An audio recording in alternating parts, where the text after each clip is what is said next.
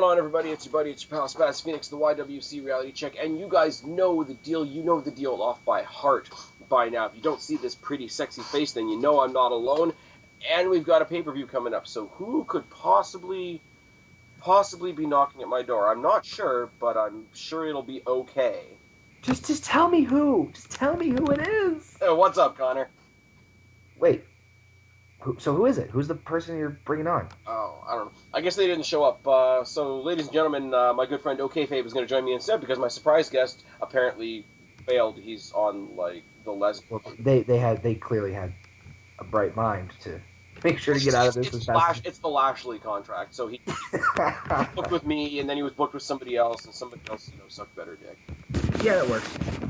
Really don't know. Anyways, how are you doing, bud? I'm good. Just getting over a cold, as you can hear me. As we both I gotta stop giving blowjobs at the bus stop. On that note, we're going to hell on Sunday. Sunday, I go to hell every day. Hell in the Cell coming up. This is Spaz and OKayFabe tackle Hell in the Cell predictions. As usual, I've got a couple other points, mostly from the dirt sheets, mostly completely speculation, but I figured they'd make pretty good talking points. Hell yeah. We've had a lot of speculation, especially in the past couple of weeks, what we might get at WrestleMania. So there's 4 matches here, and I haven't mentioned these to you already, and I'm pretty sure you've heard some of them. I really want to get your take on some of these. Cena versus Rusev could be a thing. Yeah, I could definitely see that being a thing, especially where I'm assuming that obviously the other match does involve Cena in the championship. No. If they're looking to not put Cena in with the belt again this year, there's not really any other major monster heel that they're pushing, so it makes sense. It's kind of like you see similar push of the Wyatt family where they were like just barreling through everybody, and so I can kind of see this. I could definitely see this happening too, especially if you tie Hogan into it. You could tie Hogan into it, or you could just say John Cena on his own, like with the array of cookie cutter. Okay, you're American, go fight Rusev. You're American, go fight Rusev. You're an all-American, go fight Rusev. So you bring out John Cena, who, let's be real, is a walking, talking G.I. Joe. It could be a big shot in the arm for Rusev. There's no way in hell they're going to let him win. If they didn't let Wyatt win, they're not going to let Rusev win. It'd be a decent match. I'd love to see Cena get put on his ass at least partially. And if it means keeping him out of the title picture in the main event scene, much like this past year, I'm totally okay with it. Same here. Cena being in the title picture at WrestleMania, it almost has a feel of, before the streak was not a thing anymore, we were worried about John Cena going in and facing The Undertaker and him possibly the one to beat the streak. Now, if he went into the title picture, I'm assuming it would be against Lesnar. So, you didn't beat Undertaker at WrestleMania, but you go to WrestleMania the following year and probably beat the guy that beat Undertaker at WrestleMania. And that would, I think, leave the same bad taste. I think the IWC would literally self-implode. Yeah. In all honesty, though, because I don't want to totally shit on Cena, he's a bigger guy. He could be a good roadblock for Rusev, or Rusev could be a good roadblock for him. Could be a decent match. I don't know where it would sit on my give a shit meter, really. I don't think it would be about the match. I mean, granted, the match is obviously the ultimate culmination. I think the build is what's more popular, or what's more in the thought process in this. I think anything involving Cena and a new guy, the YWC is going to assume that Cena is going to win so hard that any investment is going to be like pulling teeth. Yeah, I could see that. I could. That's a fair statement. That's a very fair statement. Especially where there's not really much left for Cena to do at this point. Other than add new victims to his list, which... Pretty much. I mean, really, if you sit down and think about it, Cena's done everything. The only thing he hasn't done is won King of the Ring, I think. He wasn't the IC championship. I was about to say any Intercontinental champion. Backwards. He wasn't King of the Ring, but that's because King of the Ring's not a thing anymore. If it was, he would have it. I mean, he's been Hell in a Cell, Elimination Chamber, won the Rumble, main event at Mania. He's done everything. So won a totally unnecessary round with Money in the Bank. Yeah, that was because he sure as hell needed that push. That guy Cena, he's going to be something one day. How many times I saw that? I will take some solace in that, and he was the first one to cash in and lose. because that happened eventually. So he fit that role, and it made the Money in the Bank briefcase slightly less predictable, but not by much.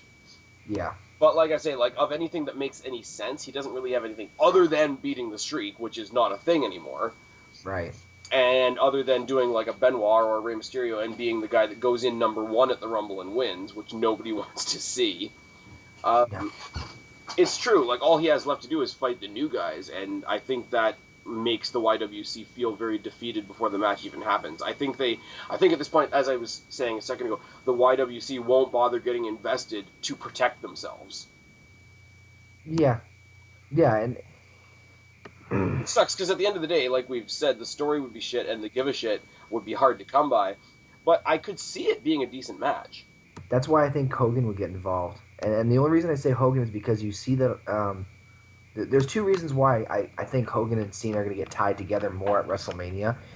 Number one, did anybody notice the fact that Cena's colors are the same as Hogan's, or is that just coincidence? Anybody notice that if you painted a really bad mustache on John Cena, he would be Hulk Hogan? You know what? I just got the most hilarious... Thank you. I now have a fun pet project to do at Photoshop when I get home tomorrow from work. But anyway, if that's the case, that should be the thumbnail. And plus, like Hogan's mentioned Cena in almost all his PR. He's like raised his hands in certain events. Like he's all been just side by side, and it.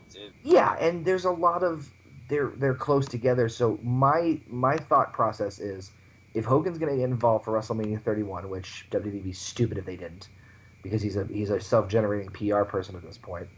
And he is doing good publicity for them these days. He has a good role with WWE right now. Oh yeah, it's perfect, much better than TNA's. He tried to actually still have matches? That's a whole nother video. I was going to say, if we had Rusev with Cena with Hogan as like the referee, it would never end, because how's he going to get down for a 3 count? It's true. It's so true. I think Hogan would be at ringside though, or something like that. But yeah. I think you could have some like good comedy level. Like the intensity would be between Rusev and Cena. I think we could have some lighthearted comedy type promos between Hogan and Lana. Oh yeah, definitely. And that's the whole idea, is that if you interject Hogan, it can then become about Cena, because then you get the magnitude of it. It's one thing if Rusev and Cena had their own thing. It's another when you interject Hulk Hogan at WrestleMania. And here's the one problem I would have with that, because the idea would be if Hogan's really, really backing Cena, there's like a passing of the torch. But technically, if you think of it, if you almost imagine the torch as a physical thing, I was at WrestleMania 18, and yes, I mentioned that a bunch of times, but I say it because it's true. I was at WrestleMania 18. I saw Hogan pass the torch to Rock. We saw The Rock drop the torch reluctantly to Cena at WrestleMania. So Cena should, by all intents and purposes, have that torch already. I know. I'm not saying that the moment is there to be a pass the torch moment. I think, because obviously Cena's been carrying that torch for way too, well, I shouldn't say way too long, but long. Yeah, it's way too long. Yeah. So it's not that it's a pass the torch thing. It's just to increase the importance of the match between Rusev and Cena, because... And on a much simpler level, it's an easy way to get Hulk Hogan into WrestleMania. Yes, and that's if you take a look at the big four, which Manias are usually surrounded about at least 3 or 4 matches in terms of big scope, that would definitely help to it. Not that Cena couldn't do it on his own, but in terms of raising the importance level on a general perspective, it'd be much bigger. It's like, oh, John Cena's fighting at WrestleMania. Oh, that's cool. Hey, Hogan's going to be there. No kidding. There you go. All right, there's the one that we've been predicting for a while, but it seems now that one half of it has already come to pass. Let's talk about Roman Reigns versus Brock Lesnar for a second. I'm a little divided on this, and the only reason I'm divided on this is because of the Brock Lesnar situation. And unfortunately, and I think I'd like to think you probably can partially agree with me, and actually most of the people I've talked to, WWE kind of creatively boxed themselves into a corner with Lesnar beating Taker, because then it's like, okay, well, we're going to use him then. Well, the logical step's a championship. Well, he's got to win. Okay, what about that? And then there's just, so many different things in terms of, okay, who's going to beat him, how we're going to make this look. Because now, with Lesnar beating Taker, he is still got that aura of the guy who beat Undertaker around him. So Whoever in beat essence, him has to be somebody that would have been believable to beat the Undertaker. right? And Cena said it in a promo and really reinforced him like shit, because that just makes it even worse. So essentially, what can be portrayed and seen is, hey, this guy beat the guy at WrestleMania. This guy was the guy who beat Undertaker at WrestleMania. So if I beat him, I could. Yeah, it's like that 6 degrees of Kevin Oh Bacon yeah, thing. yeah. No, I get what you mean. And This is where I put my situation out last time because Money in the Bank has never been cashed in at WrestleMania. So if you take the whole idea that this guy Lesnar beat the Undertaker, beat the Golden Boy, carried the title to WrestleMania, and has all of that oomph or whatever that intangible behind him, right, and Roman Reigns gets to be the guy that trumped that. Rollins cashes in on a very tired, very broken Reigns, and he walks out of WrestleMania with the belt. He trumps all of that, and that is the biggest rocket you could ever put up Rollins' ass. Roman versus Lesnar, I'm questioning right now how good a match it's going to be. it's gonna be one of those like. Because big guy versus big guy, we always like one of the big matches I want to see is Lesnar versus Batista, for example. But in the past, we wanted to see before anything else, we wanted to see Lesnar versus Goldberg, and how much of a popcorn fart was that match? I would. It's funny. I actually answered that in my Q&A. Was like, what was the most hyped up match you were looking forward to, and it ended up being the biggest letdown. That was it, hands down, because that match had everything going for it. It had every Goldberg, reason to be awesome. I don't like. I'm an Austin fan. I don't even think that match needed Austin. no, but it just added an extra powder cake to it. Just like, oh Jesus Christ, this thing's gonna be an absolute fucking car wreck in every good way, and it was a car wreck in like a fender bender that you really didn't want to have that day because your insurance just ran up. Because it's like, fuck, This is the it car was wreck just where you take the two pictures of two scratches into your insurance guy, and he laughs at you and says, "Here's some spray paint. Fix your damn car." pretty much. It was such a big letdown. I don't think we're gonna get that this time around though, for two reasons. One, I think Reigns is a huge improvement over Goldberg because Reigns knows how to better tell a story, and Reigns has been groomed. Well, let's be fair here. He's been groomed to kind of be the next big star. If this Yeah, rumor is the true, YWC and most of the crowds in general and their pettiness have almost come to resent that rather than give him the whole, okay, let's give him a chance. He's somebody new that they seem to be giving to most other stars at this point. I find it very ironic that some of the people or some of the comments that I read shit on Reigns for almost, and this is a bit of a stretch here, and bear with me on this explanation. Compare him to Cena in the aspects of how quickly he's rising up the ranks, but what they don't kind of take a step back and look at, hey, it's a different person in this role. It's a fresh face that's going to do Yeah, it but for the here's the long thing: is run. they don't mind Daniel Bryan getting like I'm not going to bring it up in this video. People know how I feel about the over pushing of Daniel Bryan at this year's WrestleMania. I wanted him to be champion, but the way they booked him was superhuman, more so than Cena's ever gotten. And the YWC, they don't mind it with him. They don't mind it with Ambrose and Rollins because these are the guys right now.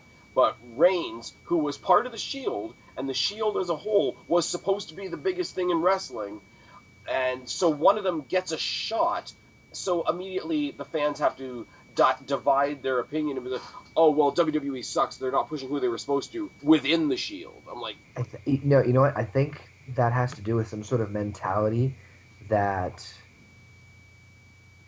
and this is a theory. I'm just throwing out this theory here, and I won't go into too much detail about this, but this is my thought on this. So it's no secret that the internet, in general, and I'm saying this in general, is not a huge. I don't want to say like the biggest WWE supporters. They may like certain aspects of WWE, certain wrestlers, certain angles, but I can't really see anyone who's a true loyal, diehard, all around, top to bottom WWE fan. In the aspect of like 100% supporter, no, they're never wrong kind of deal.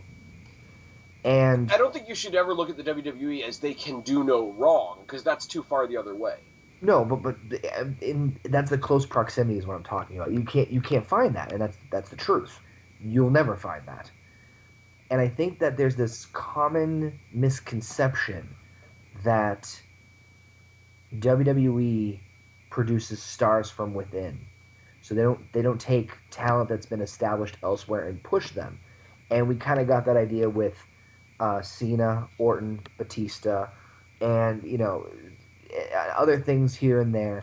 But there have been people who have broken through that, and the whole like glass ceiling thing, like back in like 2005, when like people like Edge and Van Dam started to get through, and like mid Carter started to actually like make a break, like Christian.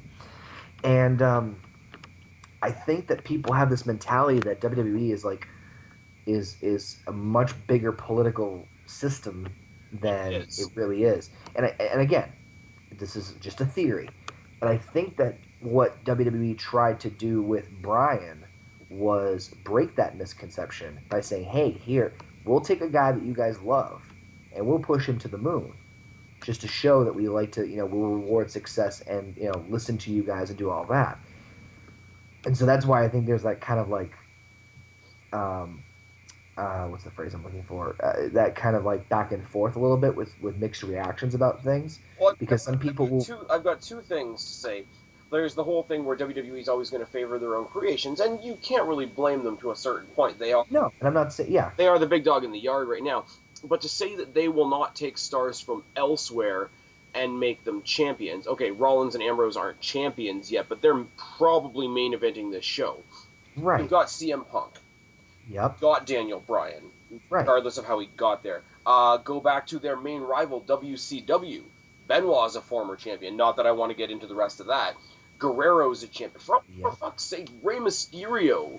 I was going to say right too. WCW's cruiserweights became their world champion. Booker T was a champion at WrestleMania, no less. So it's this whole thing, they don't like talent from other places. But I think that, and I'm not disagreeing with you. I just saying that I think that in the back of people's minds, even subconsciously, they have that predisposition mentality towards WWE in terms of booking. And so when they see wrestlers who are from the indie scene, who have made it through the ranks, through the developmental, and onto TV, they latch on that way because they're recognizable from that independent of like, okay, these guys made them some stars. That's why I think when Kenta got signed, when Devitt got signed, when Steen got signed, when Generico got signed, when all these big indie names start getting signed, people were starting to pay attention so they could rally behind them and push them that way. It's kind of like one of those like I don't want to say underdog story, but really that's what from an IWC fan, at least from the way I'm looking at it, it's the IWC fans rallying against these quote unquote underdogs because WWE quote unquote puts them in their place. Okay, here's my response to that though, and it's I kind of have a similar thought pattern when it comes to NXT right now. Take who were the two biggest ROH darlings in WWE were Bryan and Punk. Yep. So let's say you have a tag match at a pay-per-view, yada, yada, yada. Take the two indie guys versus the two face of the company guys. You got Punk and Bryan versus Cena and Orton. Yep. So the YWC is obviously going to rally behind Punk and Bryan because they're, better in most people's opinions, and because, we're going to root for these guys because the WWE's guys suck. Well, I hate to break it to you, the fact that they're on this pay-per-view, they're WWE guys now. Like, and, I get your point, and I think that that's another thing too, is that a lot of people kind of don't see them as part of the corporate system or part of the roster. Yeah. They see them as. I'm not saying this is a negative thing. But they see him as indie guys. Like, what's that? This is not like some indie NWO taking over WWE. It's like, no, WWE went and hired these guys. They're WWE. But I think that people can't accept that. No. And the other thing is, and it's even simpler and it's even stupider, is, yes, we all know back in the day, in the Hogans and the Savages and whatnot, WWE and wrestling as a whole kind of had a big man fetish. And you couldn't get a little guy in there to save their lives, which is why, Bret Hart was surprising, Shawn Michaels was surprising, bring it forward. Guys like Ray, guys like Eddie, guys like CM Punk and Daniel Bryan had a harder go of it, right? So it was, we went ahead with that theory for so long that, hey, you don't have to be a big guy in this business to be successful, which is absolutely true. But unfortunately, that thought pattern got perverted slightly to being a big guy is bad. And Right. I think something that simple and that misled and that single-minded is what's working up against Reigns and his possible title contention. Because you look at Shield, who the Shield broke up and there's 3 individual guys now. So who does the fan decide to boo? They're going to boo the big guy. Oh, because he looks like The Rock, because he looks like John Cena, because he looks like Randy Orton. Oh, he's a big guy. Oh, it must be because of this. It must be because he's related to so and so. It's like, you're making your decision of how the guy's in-ring work is going to be before he gets to the ring. And I'm sorry, on any level, that's bullshit. And by the way, I want to make sure I stress this is not gospel. Obviously, this is just my speculating too. This is what I do. And this is just my opinion in terms of what I've witnessed from comments and videos of other people, and it seems to be the general consensus. Obviously, there's other people that are going to think either the same or completely different from what I just said. Yeah. But yeah. Anyway, but as far as the match itself between Reigns and Lesnar, I think the match will be much better than Goldberg versus Lesnar for sure, because I think Lesnar also knows how to perform better too, and I think that, taking the time off and also, re-educating himself in terms of WWE style.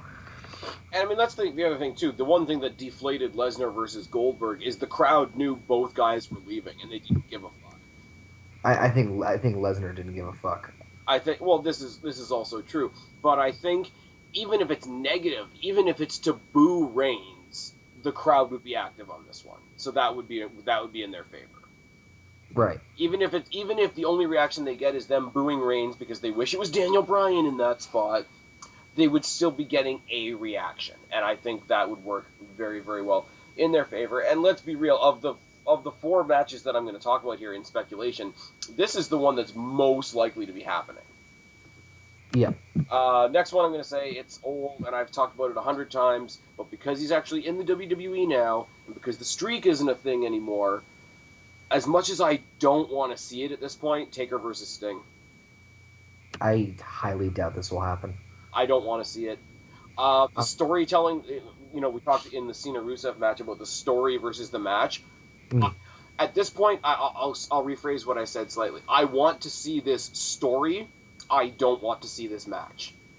And that's the thing too, is that I think sometimes in wrestling, not you, but the company, WWE, whoever, or people, don't take a step back and think about the match. They think about the build-up and they think about the moment up until the bell, but they don't think about what's going to happen between the 2 bells. And 100%. I've said this for as long as I've had this channel. People that want to see Taker versus Sting, remember when the Monday Night War was at its high points, when Sting was hot, when Taker was hot, they wanted to see that match then. They took a picture in their head of what that match would look like then, and they think that that's what it would look like now. If you take that picture to WrestleMania 31 and you see Steve Borden and Mark Calloway go and have a match now, it's gonna be dog crap. It'll be worthy of tears. It won't even be like bad, like I'm angry about it. It would be depressing.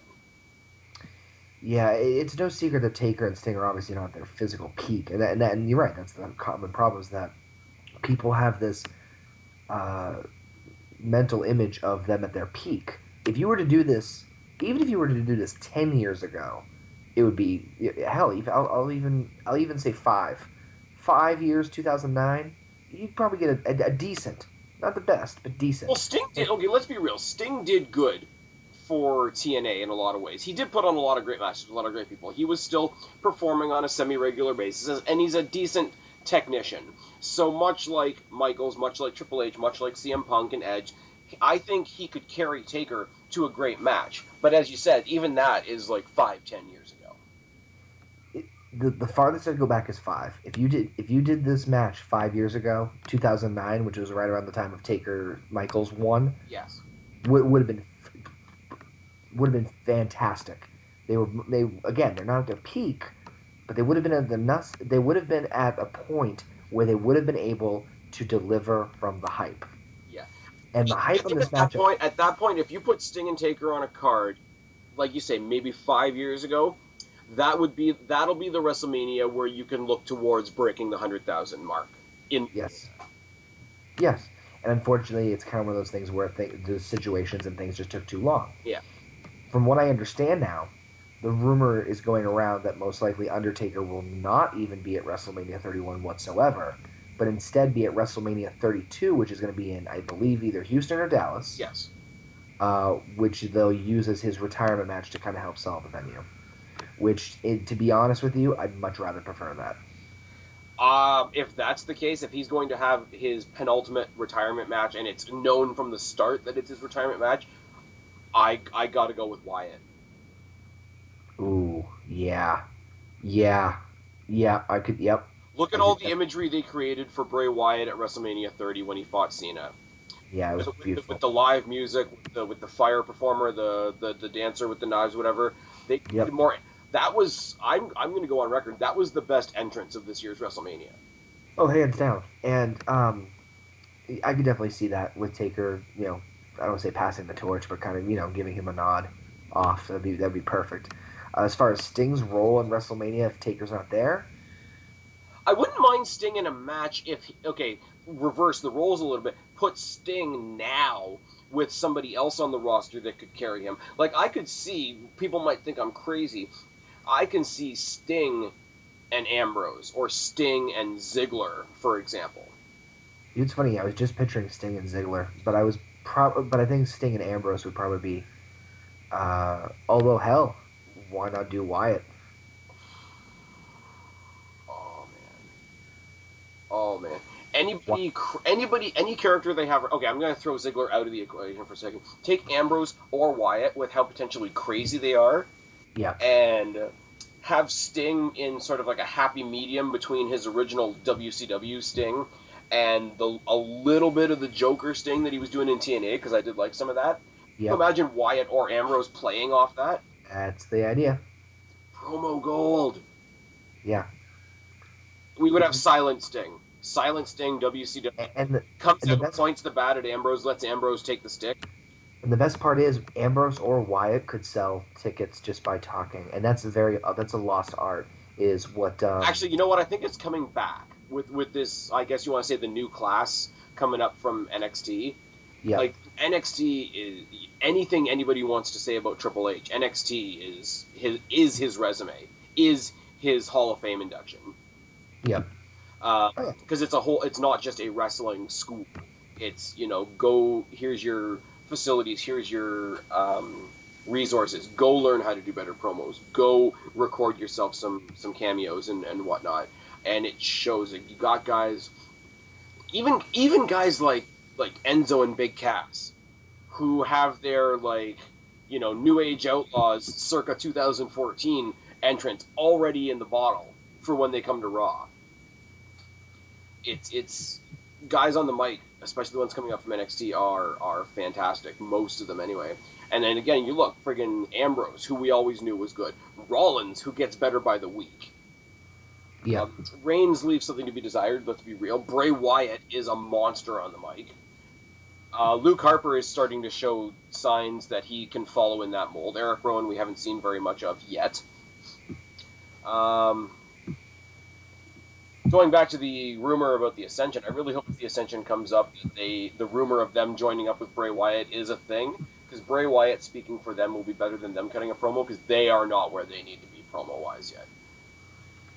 It would be the best thing for them, and I think they also have that persona where they can be the strong, silent guys, but I mean, even Goldberg or Undertaker will tell you that only lasts for so long. Yeah, true. Anyway, so that's the rehashing once again of Taker versus Sting.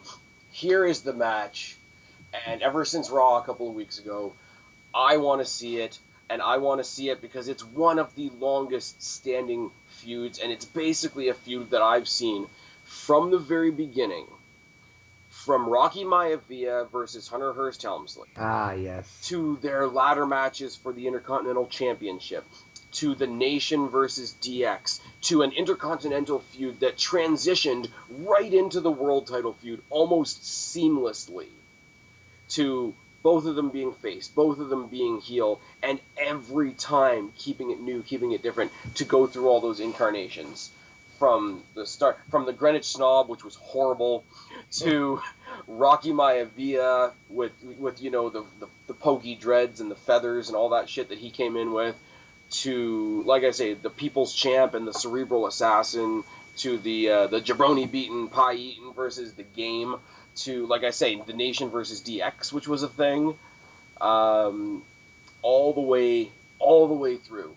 If these guys are going to go at it one more time at WrestleMania 31, that will sell the tickets. I put up a picture on the group. You're in my group, the Wrestling Realm. I put up a picture, a screenshot from when they met face to face on Raw in the back, and I was kind of a dick about it because people think I was disrespecting the Undertaker. But the caption I put on it was, "Oh, Undertaker's done. Don't worry, we've got this."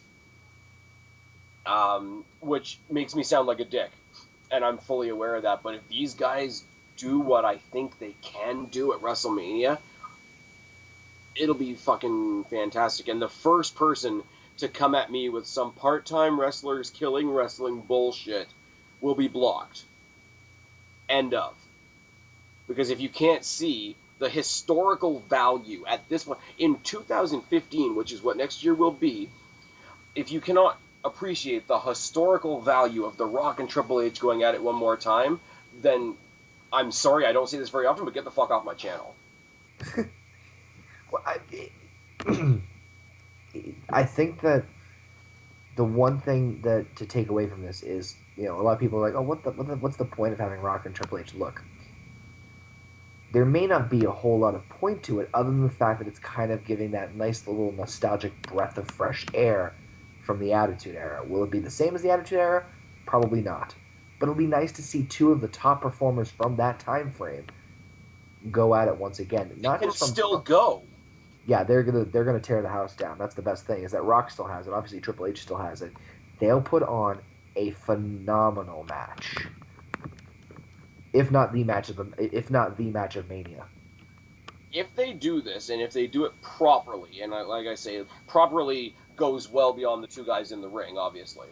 Yeah. But if they do it properly, if both guys invest the time and the appearance schedule and whatnot to make this what it should be, I will go on record right now saying that this could be the best WrestleMania main event in maybe the past 5 years at least.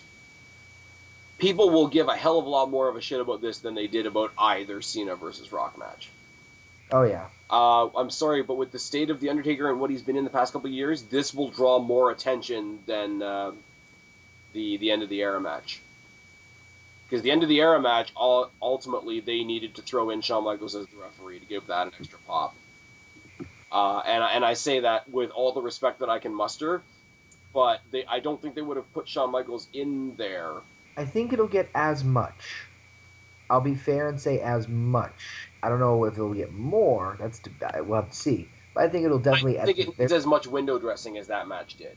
Like, this doesn't need Hell in the Cell. This doesn't need a stipulation. Oh, yeah. This doesn't need, somebody to get run over by a car. This doesn't need a special referee. This doesn't need, one guy coming in with, like, 5 bits of backup. But that's the funny thing, is that with the exception of the Hell in the Cell match itself, the other feud didn't need it either. The only reason they did the Hell in the Cell was it was the penultimate between all three of them. It's true, and I will give them that, but this match wouldn't need it.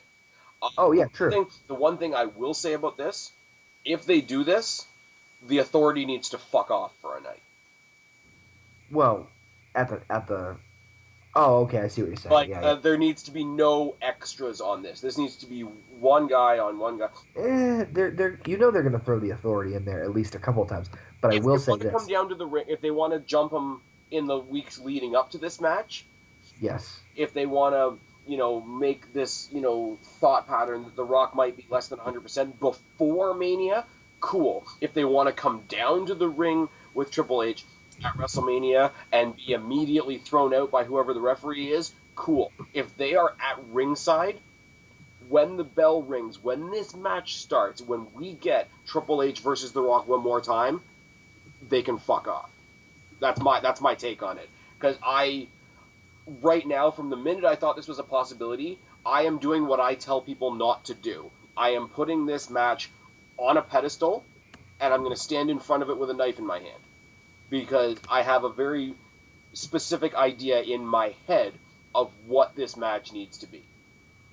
And it doesn't need Triple H, even the slightest indication that Triple H needs help.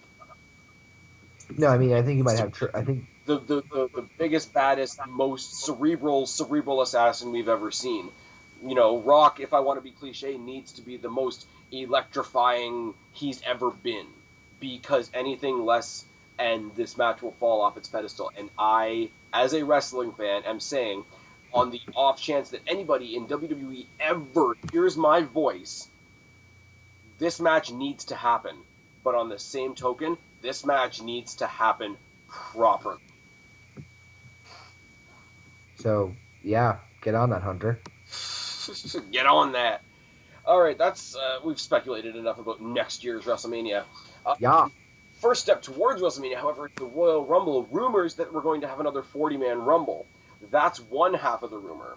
The other half of the rumor is because of their completely deteriorated relationship with Alberto Del Rio, that they're going to basically act like the first 40-man didn't happen, and whoever wins this one is going to get the same sort of cliches and labels that ADR got. Be like, hey, this is the guy that won the 40-man Rumble. He's even better than all. Yeah. I love the 40-man Rumble as a concept. I think it's good if it matters who the other extra 10 are. You know what I mean? With the 40-man, we got to see the entire Core versus Nexus storyline take place in amongst the Rumble, and I liked that. So that mattered. That's what I mean. I have no problem with an extra 10 men as long as you put the other extra 10 men that actually some value to it. See, here's what I would like to see. I don't want them to do a 40-man every year. No, I wouldn't either. Because I just think it'll become the norm. But with 2015 being a multiple of 5, if they wanted to say every 5 years the Rumble gets a boost, like I wouldn't be opposed to that. 2010, 2015, 2020, etc. Because it makes those. I think it gives you even more. I think you need to have even more of an underdog story for the 40-man Rumble winner, and that title match at WrestleMania needs to feel even bigger than the WrestleManias in between. Not that I'm saying we should ever make a WrestleMania bad, but I think the 5-year increments need to have, or maybe not necessarily the 5-year, like 2015, 2020, 2021, but whatever Rumbles are leading to a WrestleMania with a multiple of 20, like WrestleMania 30, WrestleMania 35, WrestleMania 40.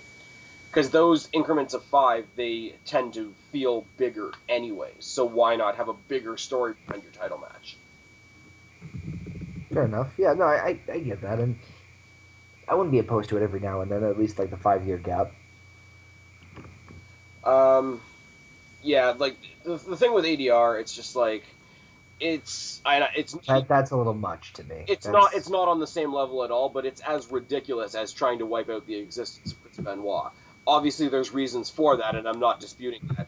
But it's like, to anybody that was watching at the time, you can't sit there and tell us as wrestling fans that Benoit wasn't a thing. Like, you can't erase people's memories, and it's the same thing with this. This is only one tiny, tiny thing. But if you're going to say ADR was never a thing, there was never a 40-man Rumble before this, it's like, go fuck yourself. You're being petty now. Yeah, it's a little ridiculous. Like Benoit, like with the Benoit thing, yes. Yeah, 100%. He damaged the company, he damaged the business, he damaged himself, his family around him. Yeah, wipe him from the history books as much as you want, as ridiculous as that goal is. But for this, you had a spat with a coworker and you ended up getting fired over it. He's gone. He's doing his AAA thing now, I believe. You know, everybody's happier. No real harm, no foul. Like, fuck off. Because now you're not only you're insulting him. Obviously, that's fine. You want to be petty, go for it.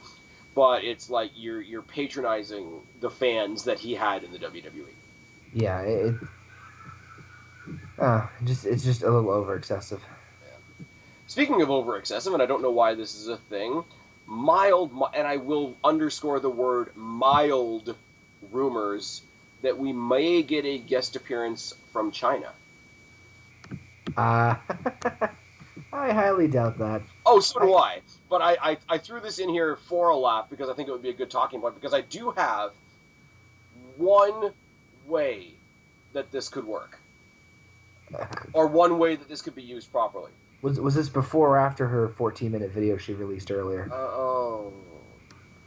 I'm not doing it. I'm not going there. I'm taking the high road. For once in the history of this channel, I'm going to take the high road. Oh, for God's sakes, don't take the high road. What's our favorite Divas feud in WWE currently? I guess you could say Paige and AJ. Paige and AJ. Do you think Paige and AJ at this point is a rivalry that deserves to happen at WrestleMania at some point? Yeah. If they stay consistently good with the matches and develop somewhat of a better story. Yes. Okay. So, AJ, when she was heel, you may recall, had a bodyguard who became reluctantly known as Sheezel by the YWC. But Tamina Snuka was in that bodyguard Diesel type role with AJ. Now that AJ's face, claiming that she doesn't have any friends anymore, yada yada yada, and Paige is sitting there being all like psycho depressed. Oh, I thought you were my friend. I can go find other friends, and we see what she's currently doing with Alicia Fox. I could see very easily go to WrestleMania, Paige versus AJ. Paige tries to surprise AJ with, you seem to like to throw away your friends, but one of your old friends is now my friend. Comes out with Tamina as her bodyguard, and AJ just kind of smiles, does the typical crazy skip thing, and she's like, well, I did make one friend, and we get one surprise appearance from China. We get one big girl versus big girl, Tamina versus China at Extreme Rules, and she fucks off again. Not a bad idea. I mean, I'm not... Yeah, I wouldn't be, that's not too shabby. I just don't think China's... No, I don't think China's ever coming back. No, but I think it would be... I was surprised. Can you imagine a mixed tag match? Paige and Tamina versus AJ and China. Well, see, I've seen China's physical appearance, and I don't think she'd be up for in-ring competition anymore. I'm not saying that the idea is bad. I just don't think that China could fulfill that role. Unfortunately, there's other roles she could fulfill, but they mostly rely on her being on her. That's back, but that's a whole other story. That's role playing. So. That's a completely different kind of grappling, and we're not going to go there. Now, before we do get into Hell in the Cell, because Hell in the Cell is a thing in like 3 days. Oh yeah. I have one funny thing to mention to you. Oh God. Rock. Baywatch. Oh Jesus. Do you know that this is a thing? No, I did not know this is a thing. They are making a Baywatch reboot movie, and David Hasselhoff's character is being reinvigorated by The Rock. Rock's everyone now. I'm not complaining. It's just like Rock's a cop, and he's Hercules. Now he's the Scorpion King, and now he's gonna be David Hasselhoff. He's gonna be the Hoff. I don't even really have anything to say about this. I just wanted to mention it on the air. The Roth, yeah. Oh no. Yeah. David Hasselhoff. Yeah. David Hasselhoff, yeah. Hashtag Hasselhoff. That is, in fact, a thing. There's a picture of him on Twitter from a couple weeks ago. He said, Dwayne the Hoff Johnson. Well played, my friend. There's a picture of him on Twitter, and there's a quote underneath. He's like on a jet ski, or he's trying to learn how to do a jet ski. He's like, I'm not very good right now, but by the time we're filming, I'm going to make this beach my bitch. No, what you need to do is you need to take a picture of someone on a jet ski. You need to crop it out. You need to put a crop photo of him rock-botting Shane McMahon off of it. Out of nowhere? Yep, out of nowhere. We could do a whole separate video about, like, the RKO out of nowhere vines, right? The only thing I want to say is, if you haven't experienced the wonderful, pleasureful joy of it, just Google it or YouTube it. It is. There's YouTube compilations of the vines at this point. Yep. Just go. It'll warm your hearts, especially the ones with the kids involved. But anyway. RKOing shitty children. My favorite one is the playground because he slithers between like the jungle gym and then grabs the kid. I just love There's it. one that's actually the Dudley Boys, and it's this guy at some gymnastics thing, and he's doing. I just saw that today, and there's also one with there's actually one with The Rock. There's two with Austin. There's one with Shawn Michaels, and I think two with JBL too. Oh no, there's a lot of JBL ones too. The clotheslines as well. Yeah, Mostly kids like learning how to walk, which just makes it. Of course it is. Because. Oh jeez. All right, Hell in a Cell. Hell in a Cell on the pre-show. There's no match announced for the pre-show so far, unless they've changed that in the past day. What we do know is on the pre-show, we're going to see Miz as the one being interviewed on Mizdow TV. Okay. It's a thing. The only thing I could see from this is if one of the general manager authority type people comes out and. So is he bringing out a mirror or something? Yeah. No, Mizdow TV. Oh, okay. Yeah. But that makes it so much better. what I'm thinking is we might get some dissension between Miz and Mizdow because I think they're going to announce with Mizdow beating Sheamus on Raw. They might, and I'm saying this is something they do from time to time, they might come in and be like, hey, well, he's just as much of a number one contender as you. Now it's a triple threat match. And we assume that Miz and Mizdow are going to double team Sheamus. Mizdow turns on the Miz, and Damian Sandow walks out as the Intercontinental Champion. You mean U.S.? U.S. There we go. That's why you're here. You think they pulled the trigger on that feud so quick? I don't want to say that they would, but WWE has a very short attention span these days. And you know That's what? true. With the sidekick babyface reactions that Sandow's getting right now, I think WWE, to be on the safe side, is going to strike while the iron's hot. I mean, I'd push it for at least another month, but we'll see. It could happen. What is next month? Battleground or Vengeance? Actually, no, next month is November. That'll be Survivor Series. They don't have another... Oh, that's right. They did Hell in a Cell late this year. Yeah, so Survivor Series... Okay, Mizdow being on the Miz's team at Survivor Series, fucking him over then would make more sense. Yeah. Good call. One more month. If they do pull off a story like this right now, though, with the reactions that Sandow's getting, I wouldn't entirely dislike it. No, I'm not saying that. I'd just be surprised they do it so quick, but... Sandow as a face. Sandow turning on the Miz to turn face. I mean... They didn't do anything with Alex Riley afterwards, but the night that Alex Riley turned on the Miz, he was the hottest guy in the ring. Yeah, and he could totally pull it off. It's funny, a lot of people crapped on him for the shit gimmicks that he did. Yeah. But to me, that just showed a dimension of his personality, and a dimension of how well he could entertain people. And it told a story of, like, he wasn't being the smart guy anymore. He was in a struggle for an identity, and he was so down on himself that he had to relegate himself to being somebody else's double. And now he's going to... Which I thought was absolutely hilarious. Well, it was hilarious, but if you look at the drama of it, he's so down on himself, the best he can do is copy somebody else, and then to take himself from that down position back up to saying, hey, fuck you, I can go get a title. Yeah. So that's a good comeback story. That's almost a Rocky story right there. Da-da-da, da-da-da. I'm glad you did the right Rocky there.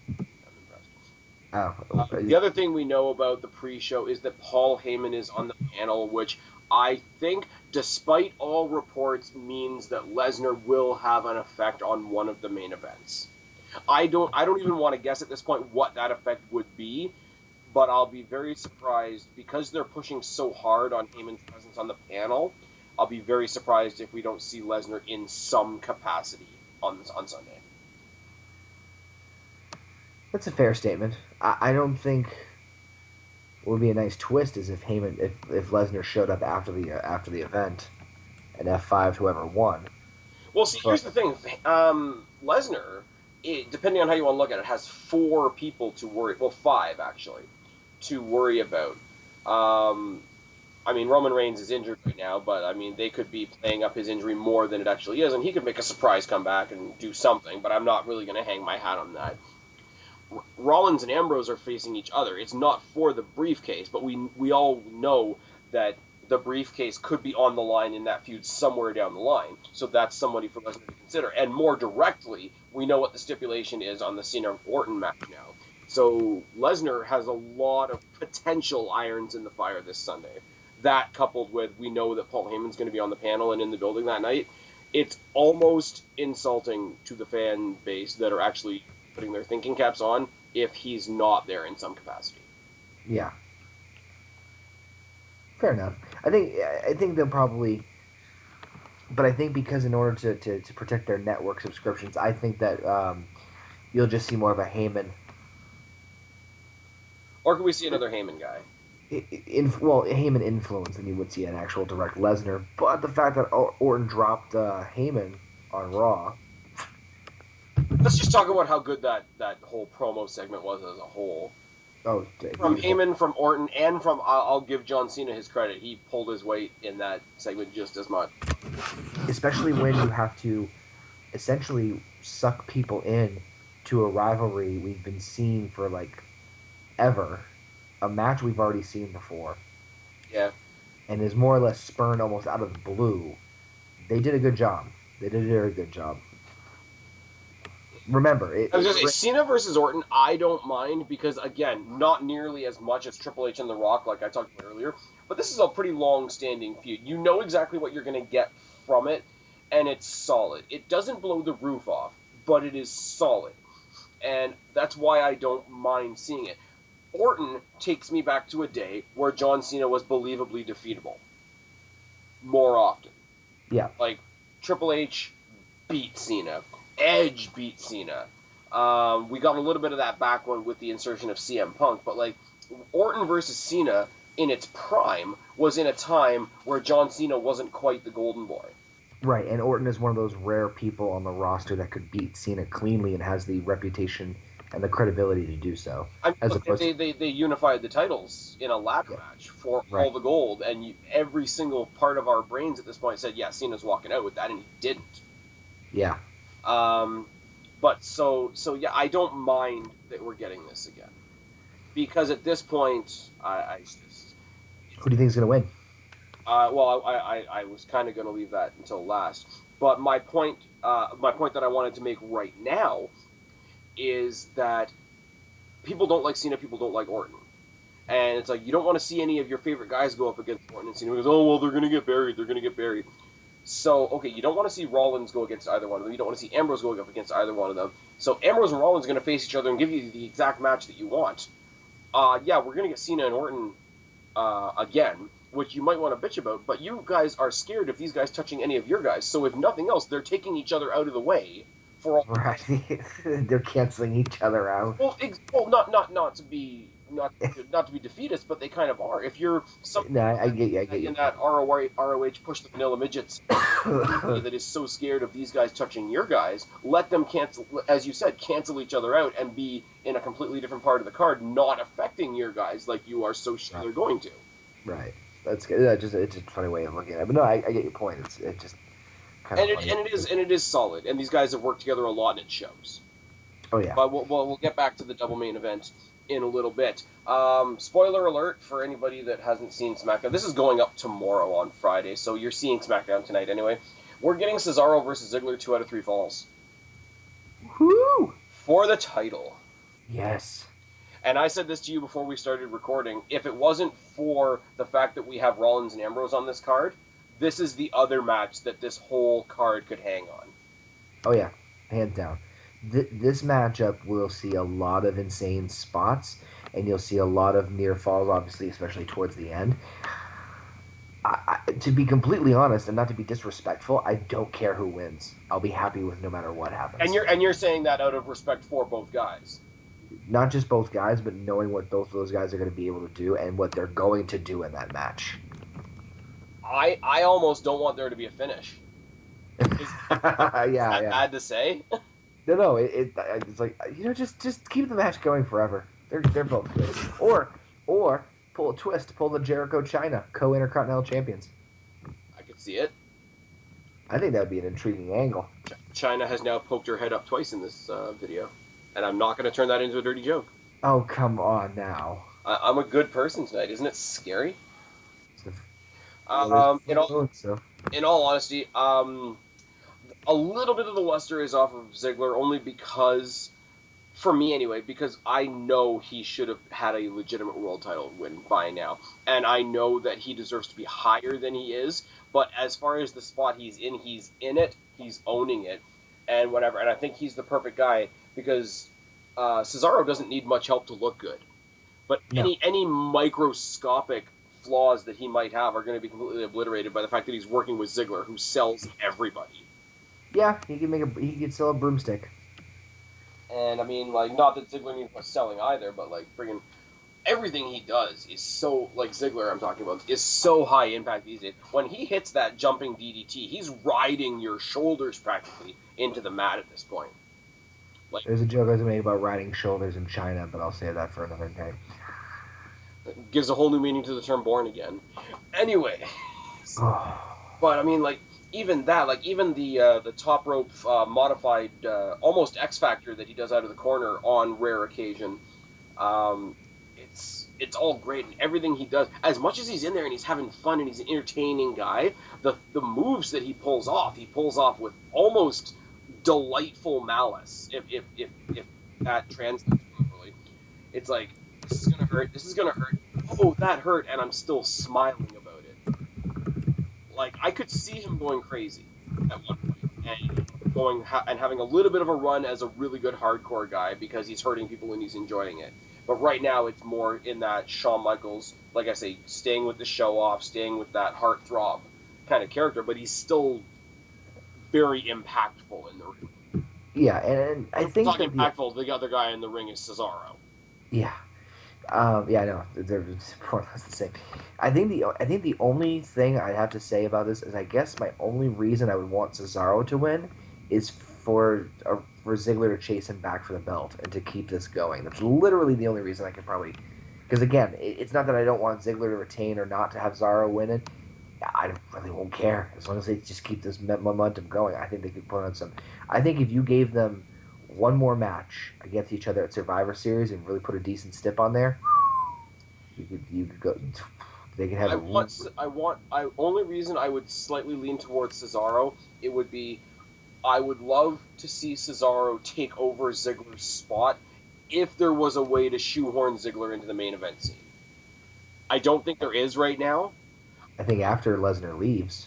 After Lesnar leaves, and you've got guys like Rollins and Ambrose in that title picture, along with Orton and Reigns, absolutely. But right now, when it still is, the old OVW crew, like Lesnar and Orton and Cena, yeah, there's no room for him right now. Oh, yeah. We know he can have great matches with Orton. He proved it the other week. We know he can have good matches with Cena. I don't think they're going to let him get one over on Lesnar. Let's be a little bit realistic on that one. But after sort of like this mini age of Lesnar is over and these new guys sort of move into that spot, he'll be right there. Oh, yeah. A long-standing Ziggler versus Ambrose feud is on my Christmas list. There's also somebody else that I am definitely waiting for him to come to NXT that I think would have a fun. Him too. I was thinking Sami Zayn. Okay. Imagine Sami Zayn and Ziggler. Either. Are you? I don't know if I've asked you this before or not. Are you a pretty big ROH fan or no? Define big. I know. Do you? Okay. I only know Zayn from NXT. Do you have anything from ROH that you can bring to that conversation? Because I don't. Oh yeah, El Generico. Then I'm gonna bow out for a second, and I'm gonna let you talk about him. No, I'm not gonna go into too much detail other than just saying that the ring prowess and the ring knowledge that Zayn gives El Generico, whatever you want to call him, as a luchador, you combine that high-flying, fast-paced, flashy kind of speed style with Ziggler, either teaming him with or facing him against. You're gonna get your socks blown off. You remember the tag match on Raw that the NXT guys had? Oh, the one that they used to promote TakeOver 2. Yeah. I do like that they do that, by the way. The fact that, like, a lot of people from NXT got main stage spotlight leading into TakeOver 2. I think they should make that a thing. Now, remember how fast-paced that match was? Oh, yeah. Oh, trust me, I've seen those guys go at it on NXT. To see them get to do it in front of a bigger crowd was fantastic. Yeah, so... And he got the Olay chance. Yeah, which is People know the guy. Yeah. Oh God, yeah. They do. So Generico's a I mean, like, well-funded. if WWE needed any proving, that Raw was the proof. Oh yeah. So that's what I'm really itching for. Like I'm waiting for Zayn to hit the main roster, but So Cesaro, they. Ziggler, gun to your head. Who do you pick? Oh jeez. It's Cesaro, but it's not by much. I got to agree. Only because we've seen Ziggler get little pokes at the main event scene, so they've at least acknowledged that he can. Yep. Cesaro needs a couple prove it moments, not to Yep. us, but like to prove what we already know. You know what I mean? Mm-hmm. That's the only thing that makes me tilt to Cesaro only slightly. Uh, Yep. One feud that a lot of people are shitting on, but we've spent a lot of time on it, so we have to have a match, if for no other reason than to get it over with. Brie versus Nikki. I'm sorry, but I do not see Brie walking out the winner in this one at all. It makes no sense. Stipulation on the match. There's no way Nikki's not winning this. It doesn't do any. It doesn't do them any good story wise to have Brie be a bitch to Nikki for a month, like because she's the face. Now that being said, Wait. Nikki being the bitch to Brie? no. Here's the deal, because you are aware of the stipulation. Oh yeah. Okay, so the winner gets to make the loser their servant, whatever you want to call it, for a month, Right. right? Brie winning would mean that Brie was bossing around Nikki for a month.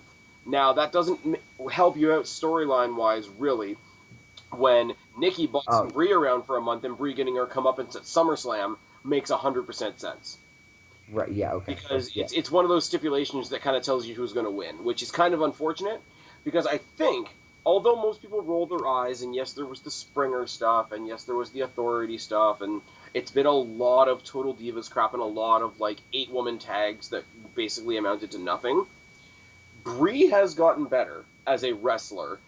I don't want to say that they're emulating their respective boyfriends because that's really a paintbrush thing to say, but Brie has developed into quite a little female wrestler, and Nikki has developed into a wrestling superstar. Being that she has the big moves, the impact moves, she even has an over-the-shoulder finisher like her boyfriend, whereas Brie sort of more, I don't know if she's emulating Daniel Bryan or just naturally taking on a style that's more like his. You Yeah. basically have a female Bryan versus Cena, style-wise. And I think they're both, because one's becoming a wrestler, one's becoming a superstar, I think they're both growing into those roles, if for no other reason than they need to grow away from being twins. Yeah, and I think that they're going to try and give them more distinct, separate personalities this time around, which is an interesting challenge. And pretty much, I agree with the exact same thing that you just said.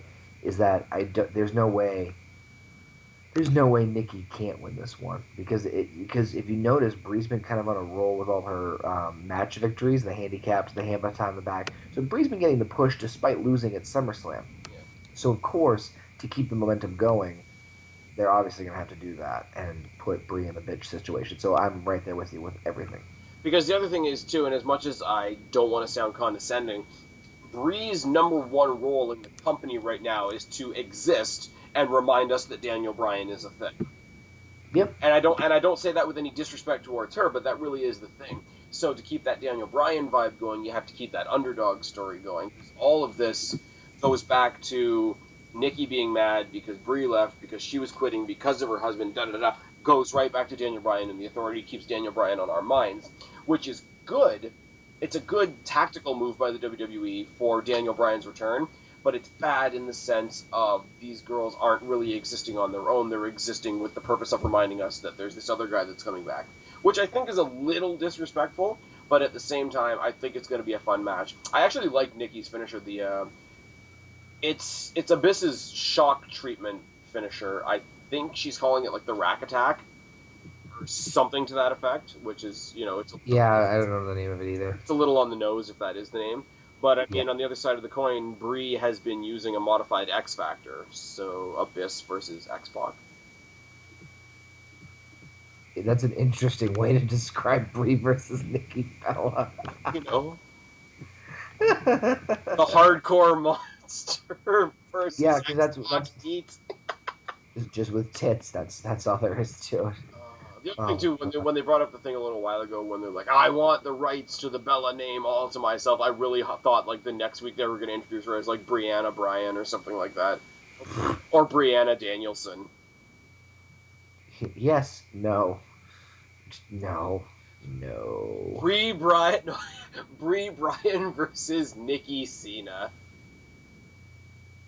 I don't know how to feel about that. I know how I feel about that, and I don't even have a bucket here, so it's bad news. Like I say, hands down, Nikki's winning this. Yeah, exactly. I'm right there with you. All right. Show versus Rusev. Let's recycle. Okay, we're cheering for guy X because he's waving an American flag this week. Now I'm gonna talk about something we were obviously discussing before we hopped on. Is the fact that I'm starting to really dig. I'm starting to get behind Rusev, and at first I thought, okay, it's the patriotic angle. They're just rotating out the opponent. But lately, especially with the Big Show rivalry, they're starting to add different layers to it.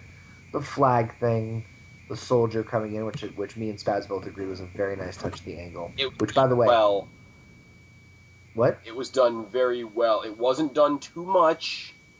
Yeah, it wasn't just over on point. Yep. The one, by the way, for those of you who are curious, yes, it was a work. It was not real. The person who played the soldier was not a real soldier. It was an indie wrestler, and the uniform that he was wearing was not a real uniform. People were saying something along the lines of there were certain discrepancies with the uniform, so it was not a real soldier. But just again to show you, kudos to WWE for making people once again think it was real or not. Anyway, and they didn't go over the top with it, which would have made that completely obvious. So the fact that people were legit offended is almost a shot in the arm for how good WWE did it. Yes. And the other thing too is I like the fact that they have the thing piggybacking off of Mark Henry, so then he's like kind of in the mix a little bit too. So it's there's a lot of intertwining and a lot more layers to this than just a simple Big Show is American, Rusev is Russian, blah. So yeah, I'm kind of liking. That's why I'm kind of getting behind this thing, a lot more so now than I was before with Swagger.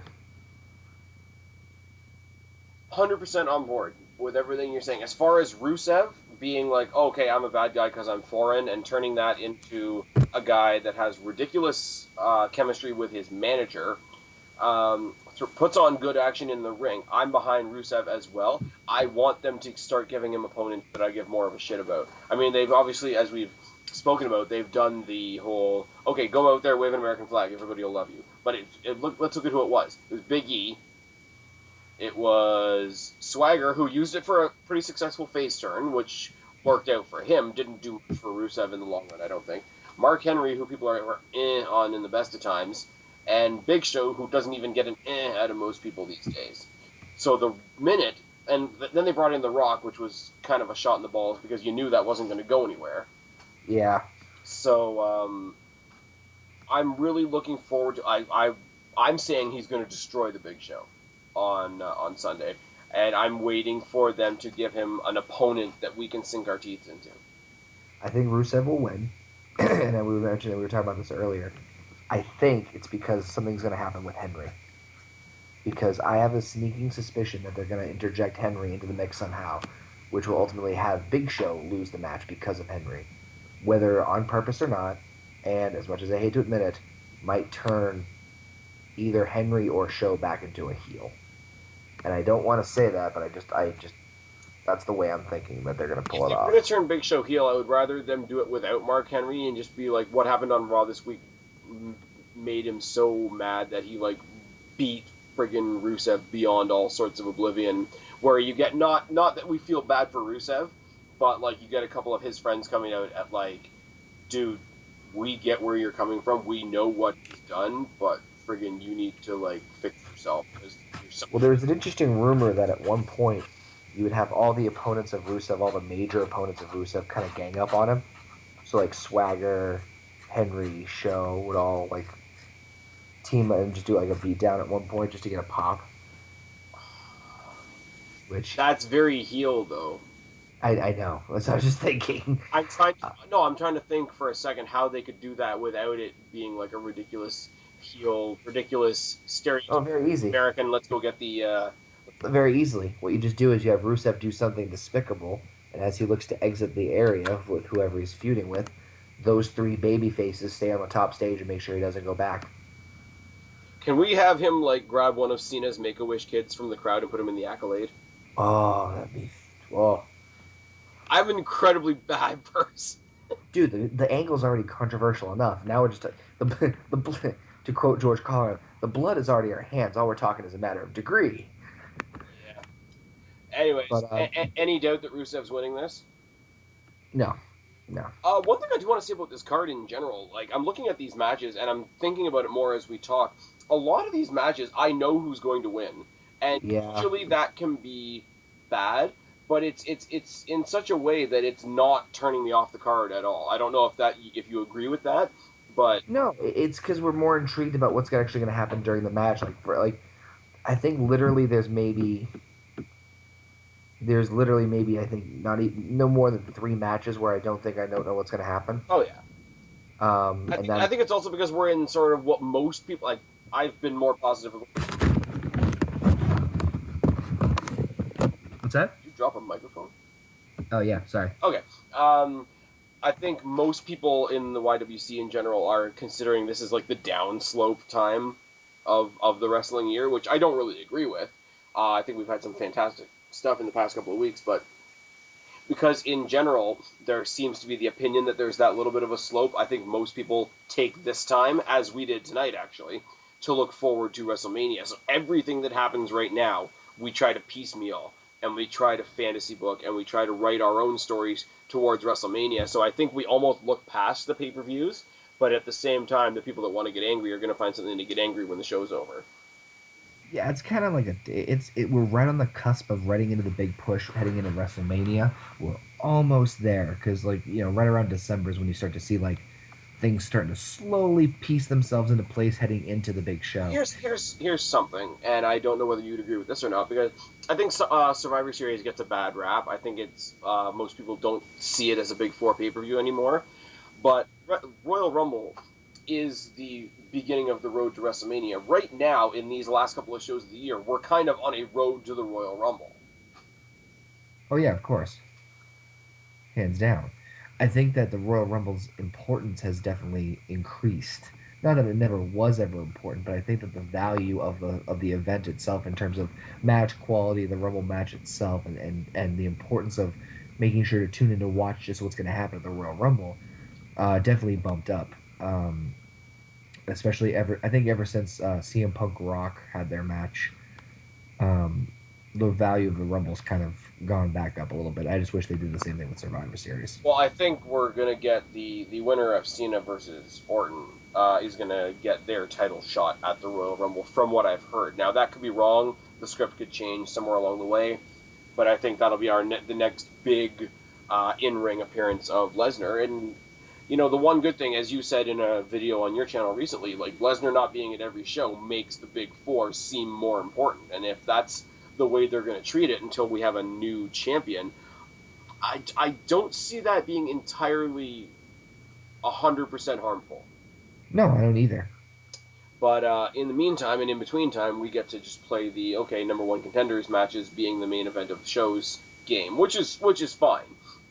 One match, and I hate to say this because I really love all 4 guys involved, that I'm a little less than enthusiastic about is the Usos versus Golden Stardust, only because it seems to be wearing a little thin. I feel like they've been passing them around on Raw.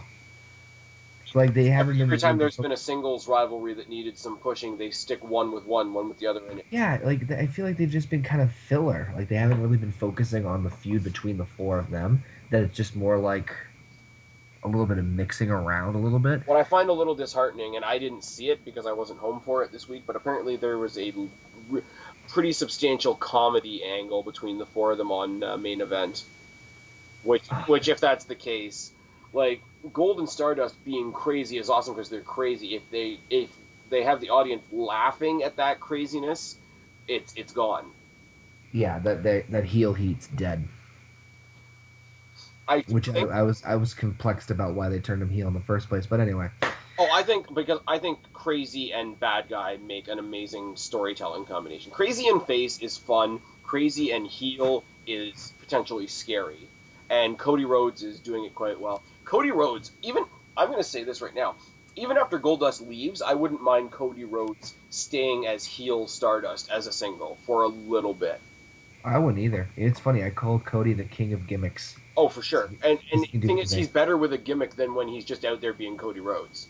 Yeah. I think when he's out there just being Cody Rhodes, he's a little hard to swallow. He doesn't know what Cody Rhodes is. When somebody gives him a gimmick, it's like, you are this. He is it 110%. But just out there being Cody Rhodes, you're like, what's Cody Rhodes? Yeah. And that's just, and I feel like I'm saying this a lot, but that's to say nothing about his skill in the ring, because that's unquestionable. Yeah, no, I agree with that. If you see an excellent talent out there with no direction, it kind of, then you're only cheering for what they do in the ring, which should be the end of the line at the end of the day, but you need to have a little bit of that dressing on it that makes us give a shit about what happens in the ring. Yeah. I really hope that either this match is interrupted by the Ascension, or that this match is interrupted by whatever they're doing to revamp the Wyatts.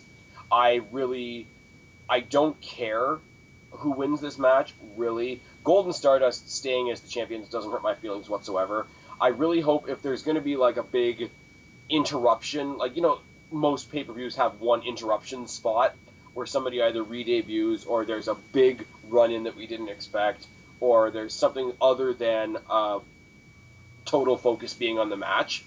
I would hope that if something like that is happening, that it's going to happen during this match. Yeah. Because I could see Fatal 4-Way, Golden Stardust versus the Usos versus the Ascension versus the rejuvenated Wyatt family. Take my money. Well, why not just have Harper and Rowan come out on their own? Yeah.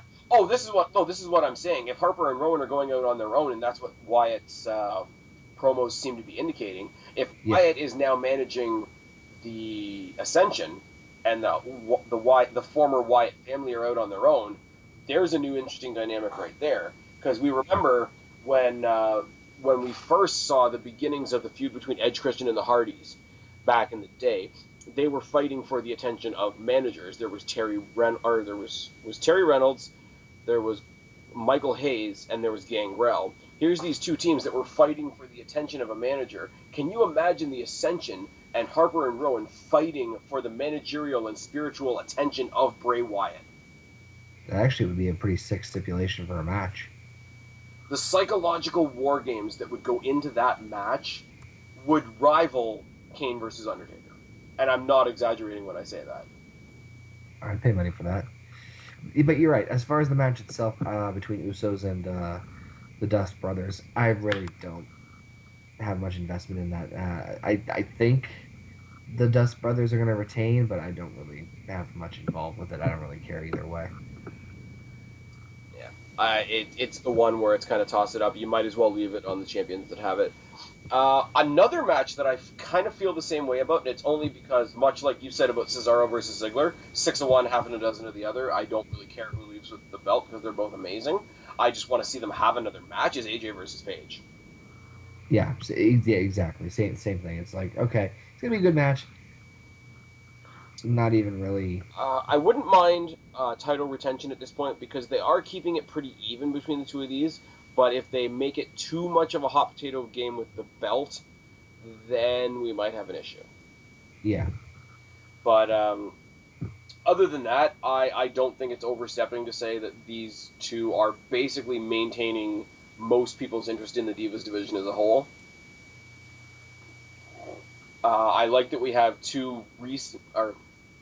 I can speak, I swear. I like that we have two reasonably built Divas feuds, both kind of coming to a head at the same pay-per-view, whereas that would have been unheard of a couple months ago. Yeah, no kidding.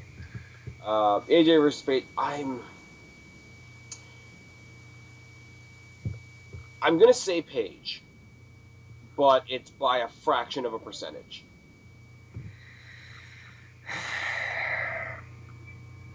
I think AJ. And again, same thing. Not by much. And again, like I've said about some other matches, I know they're doing this whole who has friends and who doesn't have friends thing. Leave Alicia Fox in the back. If you want to insert her in the title picture at some point, go ahead and do it. But as a sidekick, she's not doing it for me. I would love to see, talking about people that we would like to see come up from NXT, I would love to see Becky Lynch inserted in this scenario. I wouldn't mind seeing Bailey up in NXT from NXT up here just to see what her kooky character would do. I think she's too cutesy right now. Like That's the point. They tried with Emma, and I don't because Well, she was too busy stealing iPhone cases. well that's also a thing, but like Emma was, as much as I think Emma's great, I think Bailey's also fantastic in the ring. The people that are looking at the product and being like, yeah, PG, yay, clap, clap, clap, I'm going to go watch AJ and Paige now. Not that I'm saying that's necessarily right, but it's hard to get over a super over-friendly, cuddly competitor. I'm not saying it can't be done, but I'm just... No, I see what you're saying. You think the character wouldn't interject well into the feud that they're currently portraying. I understand. Yeah, I think it would be really amusing and awesome to see how they would book a Bailey versus Emma feud. Yeah. Because they're both so positive. But I'm just saying, from the intensity you get from Paige and AJ, throw Becky Lynch in the mix, because she's one of my favorite things on NXT right now. What about Charlotte? Charlotte is holding her own as the queen of NXT right now. So as much as I do think she'll be a crackerjack when she gets to the main roster, I think she's getting comfortable with that NXT title, and I want to see her rule NXT. Becky Lynch would come into WWE on the main roster, and she wouldn't rule. She would be a new talent on the roster on the beginning of a journey. I think when they bring Charlotte over, she's going to have a little bit of a rocket up her ass. And, once again, maybe a little bit of nepotism on that one, but I really don't care. She's fantastic. Yeah. And she's not exactly a Barbie doll, which I'm okay with. Right. But getting back to the matches we're actually getting this Sunday. Yeah. You're calling AJ, I'm calling Paige, and both of us are kind of admitting that it's only by a hair. Yeah. Match that kind of came out of nowhere, and I only really care about because I like the challenger and hate the champion. Miz versus Sheamus for the U.S. Championship. Yeah, I'm kind of hoping for title retention on that one. By Sheamus. Yeah, not. I don't. Just because Sheamus, to me, Sheamus hasn't been a presence really on Raw. Yeah, Miz had the IC, then he lost, and then he had it, and he lost it. So I think he didn't have it for a while, and then he came back and he won it, and then he was gone for a while, and then he had a couple matches for it, and then he was gone for a while. I mean, I just don't want him to do the same. I just don't want him to do the same thing with the US they did with the IC. That's all. Yeah. I think because of all the gold material going on with Miz and Mizdow right now, there needs to be gold in there, and I think they're if they don't do what I suggested earlier and infuse Mizdow into this match, which as you pointed out would be a little soon, I would love to see Sandow help Miz win the belt, act like it's his because he's his stunt double, and then they fight over the belt. That causes dissension within. We have Team Miz versus Team Mizdow at Survivor Series could be a thing. Be opposed to that? Because Sandow's phenomenal, and the fact that he's pulling off this stuff that is pretty damn goofy, and he is kind of being the Miz's bitch right now. And in a situation like that, he's still not only maintaining but generating the following that he has right now. It speaks to what he can do, and what he can do is fantastic. Right. We really thought at one point that he was going to start cutting pipe bombs a la CM Punk to a certain degree. I wouldn't have minded that they've gone that way, but they've gone this really ridiculous, he's at the bottom of the barrel, and fan base wise, he's working his way right back up. I wouldn't have thought it would work as well as it has, but I'm glad to be wrong in this case. Yeah, I can definitely see that. I need the moneymaker to have some gold around his waist, but yeah, no, I can see that. You're calling Sheamus?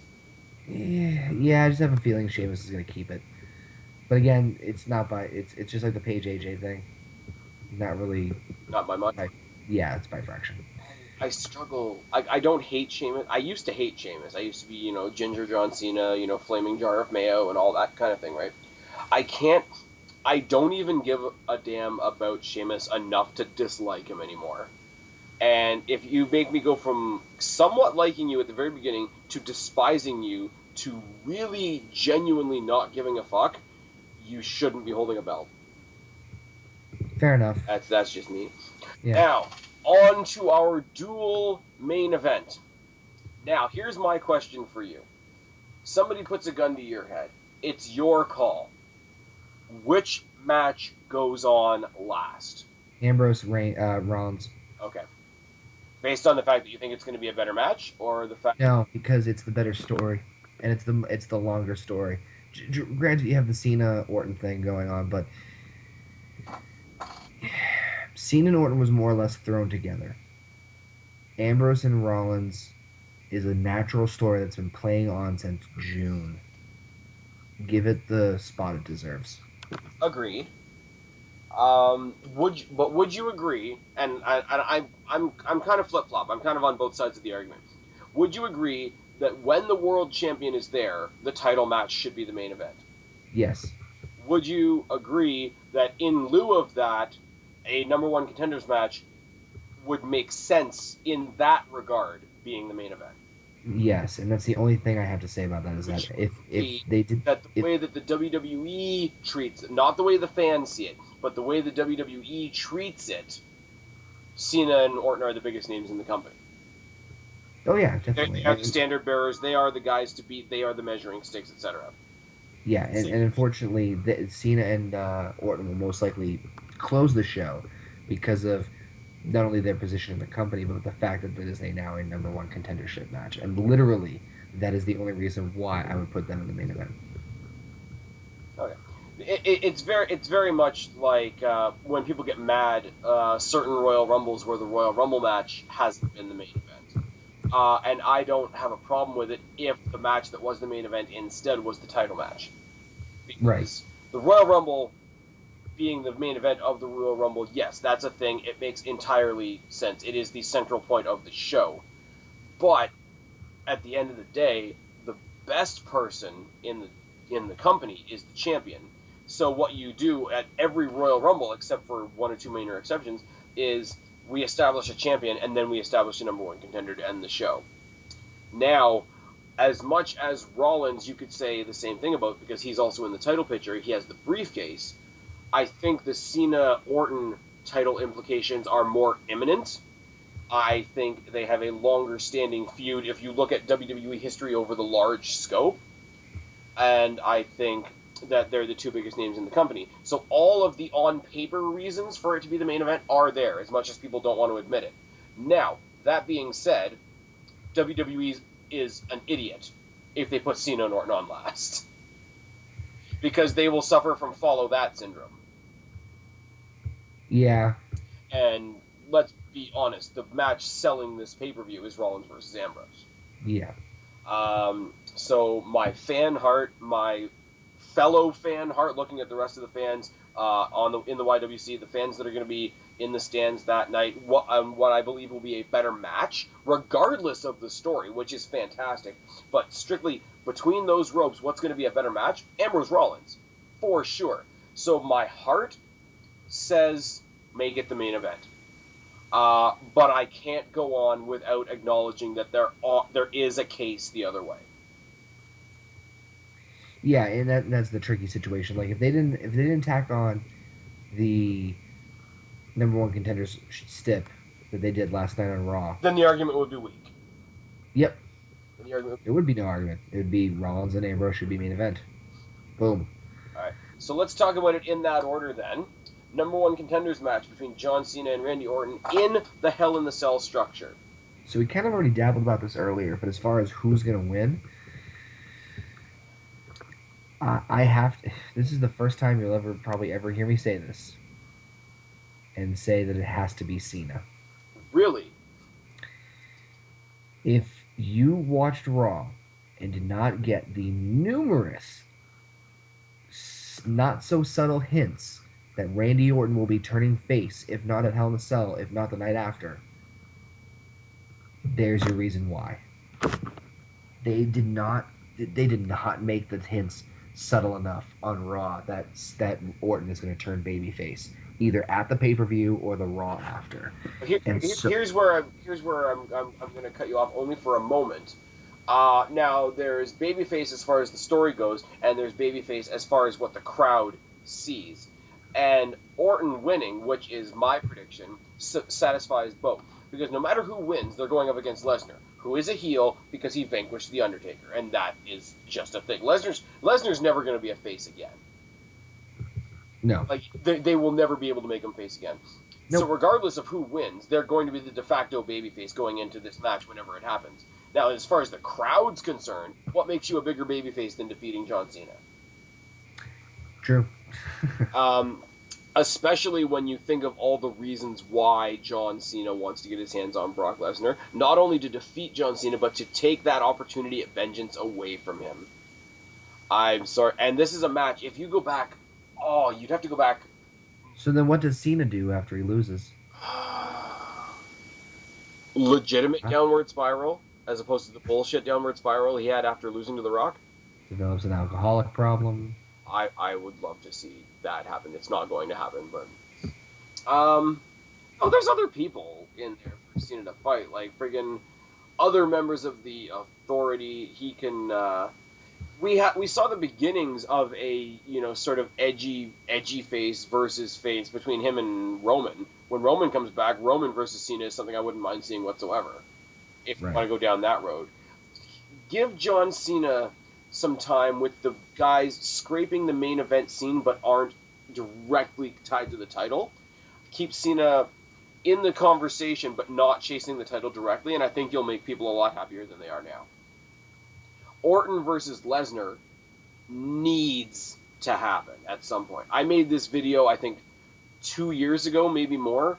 I had like 15 reasons at the time. I did like a Wrestling Jesus type video about like why Lesnar versus Orton needs to happen. Youngest undisputed champion versus youngest world heavyweight champion in history. They've never really fought before.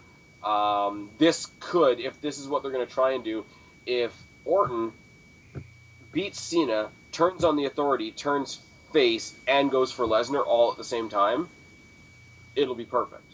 Lesnar will be the foil to make Orton face, because Orton has been painfully neutral for years until he joined the Authority, when he's heel by association, but even then he's fighting with the other heels in his group, so he's still kind of tweener. Right. A rivalry with Lesnar, a legitimate rivalry with Lesnar, could be the thing that would pull him out of that. He's not going to win. He's going to get destroyed. I'm assuming that this will happen at the Royal Rumble.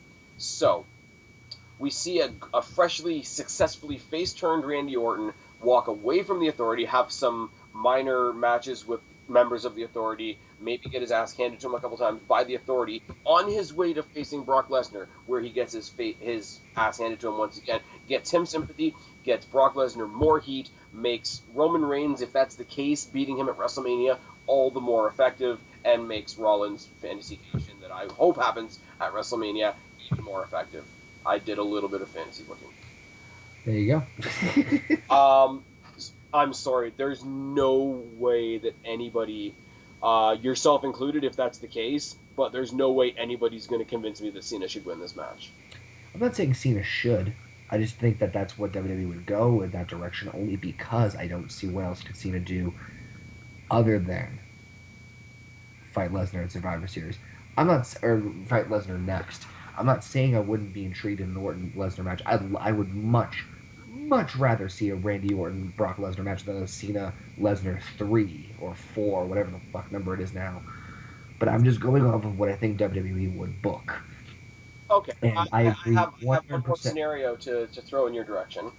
I mentioned earlier tonight that Paul Heyman being on the panel makes me think that Brock Lesnar is going to be at the pay-per-view. Brock Lesnar comes down a la Kane, rips the stage, F5 for Orton, F5 for Cena, leaves them both laying, match ends in a draw. We get a good old-fashioned OVW triple threat match at Royal Rumble. Would be opposed to that. I'd much rather see a one-on-one with Orton and Lesnar, but that's just me. Oh yeah, no, trust me. As far as the match itself, I would rather see Orton Lesnar straight. Right. I've wanted to see it for a couple of years now. story-wise, and just to see how it would play with both Cena and Orton's characters, because you get that whole, like, the enemy of my enemy is my friend. Yeah. The dynamic between the three of them.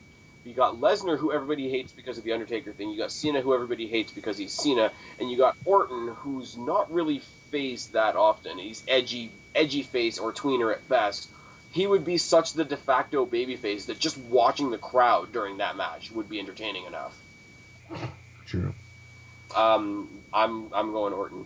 I will, and honestly, because it's something that hasn't happened yet, and WWE loves to push, when they do get something that has never been done before, they really like to shove it down our throats. Oh my God, who's gonna win? It's never happened before, first time ever. Like, they love having those little built-in hooks for things because it means they don't do as much work.